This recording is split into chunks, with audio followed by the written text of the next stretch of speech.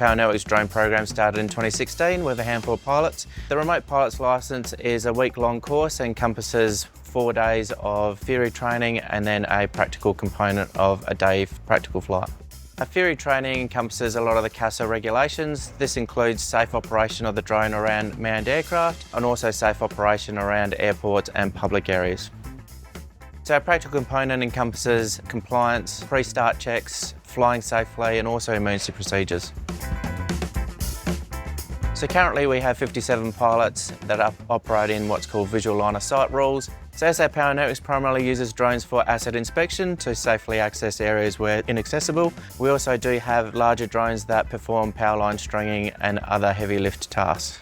A lot of our power lines stem over heavy vegetation areas or over dams and rivers. So a lot of these times it's inaccessible to walk or try and throw a rope over.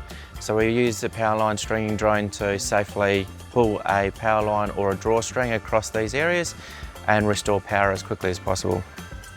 SA Power Networks is leading the utility space in beyond line of sight. We're trying to achieve inaccessible areas by flying further and more efficiently.